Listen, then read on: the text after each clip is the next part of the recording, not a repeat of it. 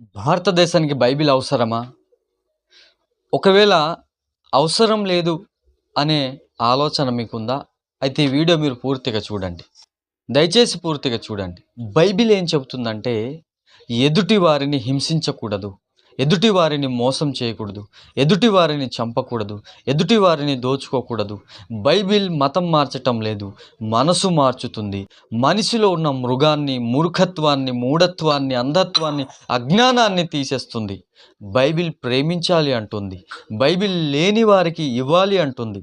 అపకారానికి ఉపకారమే చేయాలి కానీ అపకారం చేయకూడదు అని దేవుని వాక్యం బైబిల్ అంటుంది. కాబట్టి బైబిల్ ఎంతైనా కూడా భారతదేశానికి అవసరమే. ఎందుకు అంటే భారతదేశంలో హింస జరుగుతుంది, భారతదేశంలో మోసం జరుగుతుంది, భారతదేశంలో ఒకరికొకరు చంపుకునే పరిస్థితి వస్తుంది, భారతదేశంలో దోచుకునే పరిస్థితి వస్తుంది. భారతదేశంలో మనసు మార్పు లేని వారు ఉన్నారు. భారతదేశంలో మృగాలు ఉన్నారు. మొన్ననే మనం చూసాం, ఒక జూనియర్ డాక్టర్ గారిని ఏ విధంగా చంపారు. మూర్ఖత్వంతో బ్రతుకుతున్నారు, మూఢత్వంతో బ్రతుకుతున్నారు, మూఢ నమ్మకాలతో బ్రతుకుతున్నారు, అంధత్వంలో బ్రతుకుతున్నారు, అజ్ఞానంలో బ్రతుకుతున్నవారు చాలామంది ఉన్నారు. ప్రేమ లేని వారు చాలామంది ఉన్నారు.